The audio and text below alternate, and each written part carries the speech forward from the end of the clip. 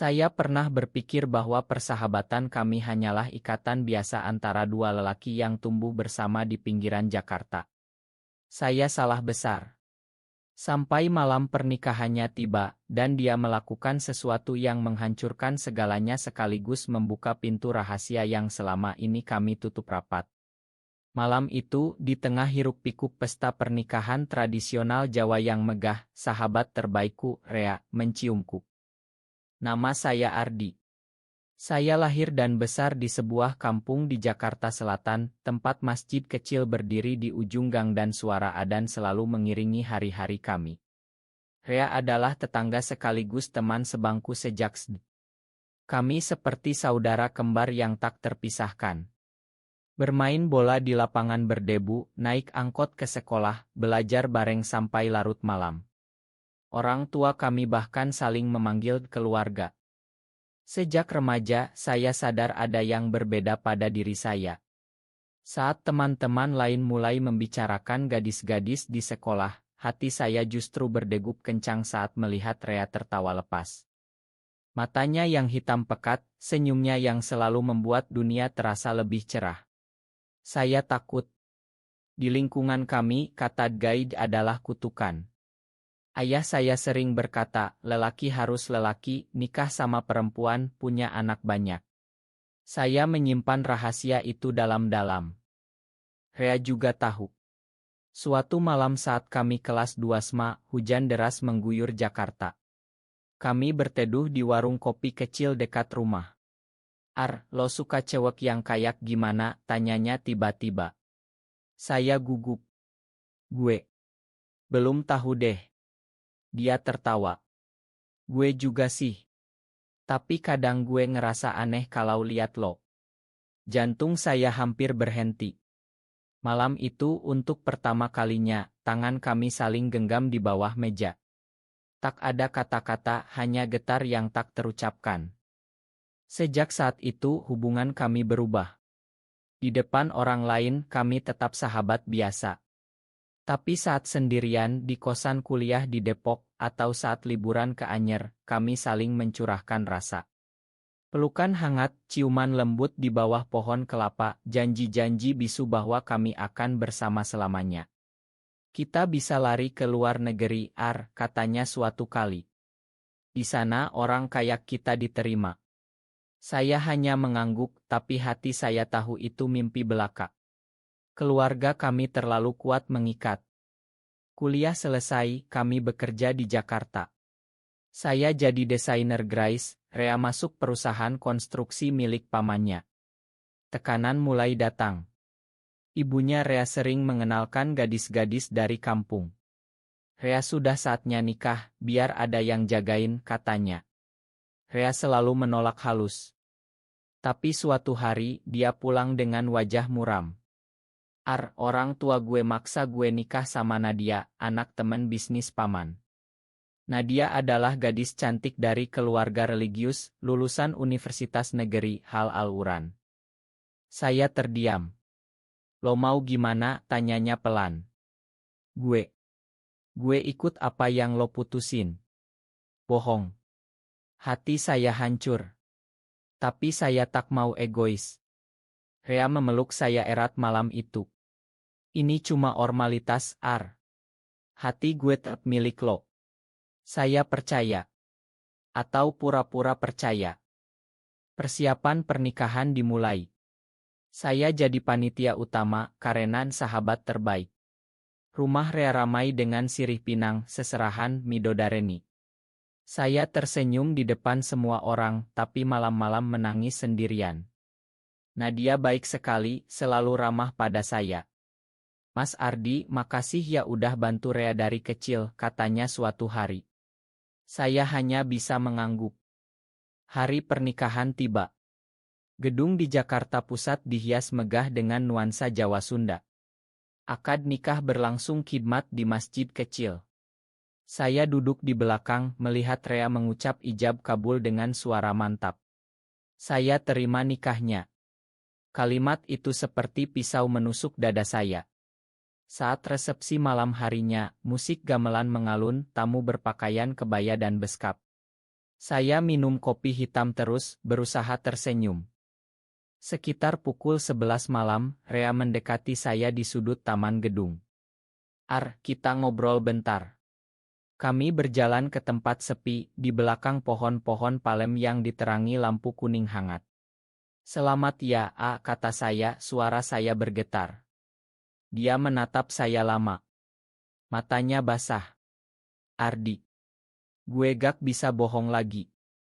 Rea mendekat, tangannya menyentuh pipi saya. Malam ini gue jadi suami Nadia. Tapi hati gue gak bisa lepas dari lo. Saya mundur selangkah. Lo udah nikah. Kita harus berhenti. Tapi dia tak mundur. Malah tarik saya ke pelukannya. Satu kali lagi, sebelum semuanya benar-benar berakhir. Lalu bibirnya menyentuh bibir saya. Ciuman yang penuh air mata, penuh penyesalan, penuh cinta yang terpendam bertahun-tahun. Saya dorong dia pelan. Ini salah. Tapi tubuh saya tak mau bergerak. Kami berdiri di sana, saling pandang dalam diam, suara gamelan dari kejauhan seperti ironi. Gue takut, bisiknya akhirnya. Takut kalau besok gue bangun dan lo udah gak ada di hidup gue lagi.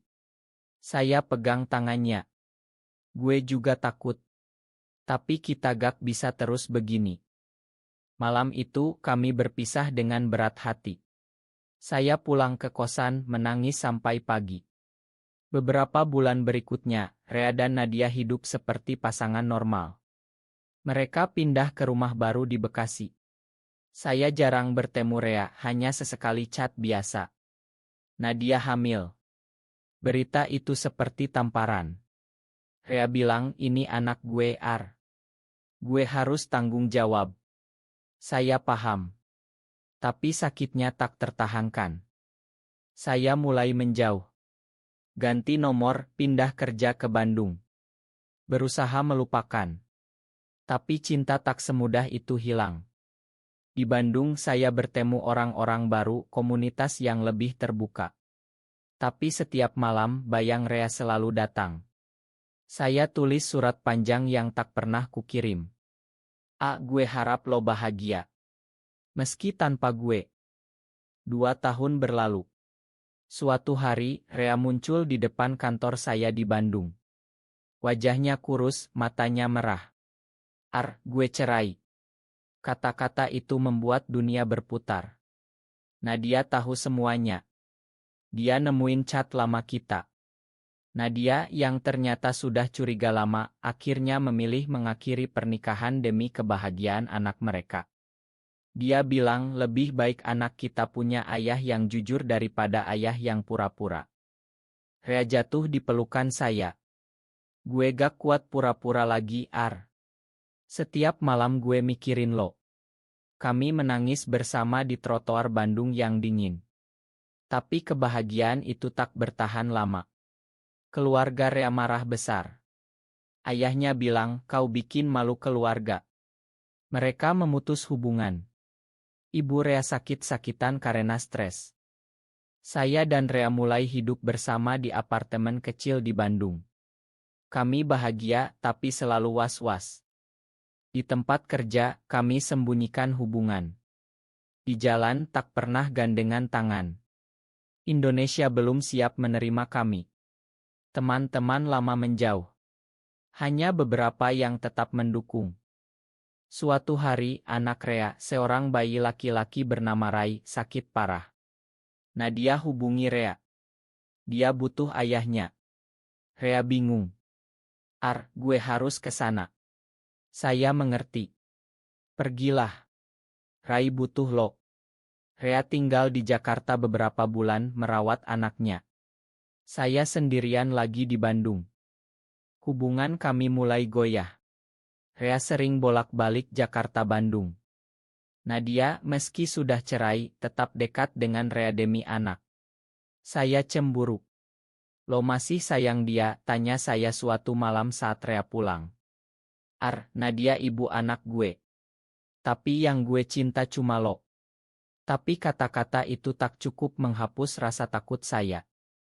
Konflik memuncak saat keluarga Nadia mengadukan Rea ke polisi dengan tuduhan penyimpangan.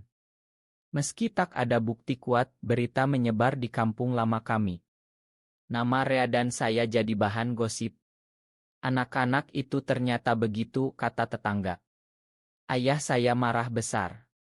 Kau bikin malu keluarga. Jangan pulang lagi kalau begini. Saya dan Rea terpojok. Kami hampir putus. Mungkin kita salah, kata saya suatu hari. Mungkin kita harus ikhlas dengan takdir. Rea menangis. Gue gak mau kehilangan lo lagi. Kami memutuskan kabur ke Bali, tempat yang lebih toleran. Kami buka usaha kecil, warung kopi di Ubud. Di Bali, kami mulai bernapas lega. Komunitas di sana lebih besar, lebih terbuka. Kami berteman dengan pasangan lain, saling dukung. Rea sering bilang, di sini gue merasa bebas, Ar. Kami nikmati sunset di pantai Kuta, gandengan tangan tanpa takut. Cinta kami tumbuh lagi, lebih kuat. Tapi masa lalu tak mudah dilupakan. Rai tumbuh besar, mulai bertanya tentang ayahnya. Nadia inginkan Rea bertemu anaknya secara rutin. Dia butuh tahu ayahnya mencintainya, kata Nadia bijak. Saya belajar menerima. Rai mulai panggil saya Om Ardi. Anak kecil itu tak tahu apa-apa tentang dunia dewasa yang rumit. Suatu malam di Bali, Rea berlutut di pantai. Ardi, meski kita gak bisa nikah resmi, gue mau janji seumur hidup sama lo. Dia kasih cincin sederhana dari Perak Bali. Saya menangis bahagia. Gue juga, selamanya. Tapi kebahagiaan itu diuji lagi. Pandemi datang. Usaha kami bangkrut. Kami kembali ke Jakarta, tinggal di kontrakan kecil. Rea kerja serabutan, saya relance. Tekanan ekonomi membuat kami sering bertengkar. Kenapa kita harus susah begini hanya karena cinta kita, tanya Rea suatu hari dalam amarah. Saya diam malam itu, saya keluar rumah, jalan tanpa tujuan di Jakarta yang sepi. Saya mikir, mungkin ini saatnya berpisah. Biar Rea bahagia dengan hidup normal. Pagi harinya, saya kembali ke kontrakan. Rea duduk di teras, wajahnya pucat. Ar, gue minta maaf. Gue gak mau kehilangan lo. Kami pelukan erat. Krisis itu justru membuat kami lebih kuat. Kami mulai bangkit lagi. Rea buka bengkel kecil, saya dapat proyek besar. Nadia menikah lagi dengan lelaki baik. Rai tumbuh sehat, sering main ke tempat kami. Nadia bilang, saya senang Rea bahagia sekarang. Keluarga kami perlahan melunak. Ibu Rea mulai hubungi lagi meski ayahnya masih diam. Suatu hari ada demo anti besar di Jakarta. Kami tak ikut, tapi berita itu membuat kami takut. Kita harus hati-hati, kata saya. Rea angguk. Tapi gue gak mau sembunyi lagi. Kami mulai aktif di komunitas kecil, bantu orang-orang seperti kami yang kesepian. Cerita kami jadi inspirasi. Kalian kuat banget bisa bertahan, kata seorang anak muda yang baru coming out. Tahun-tahun berlalu. Kami sudah tua bersama. Rambut Rea mulai beruban tapi senyumnya masih sama. Kami duduk di taman kecil dekat rumah kontrakan yang akhirnya kami beli. Rai sudah dewasa, punya keluarga sendiri. Dia datang sering bawa cucu.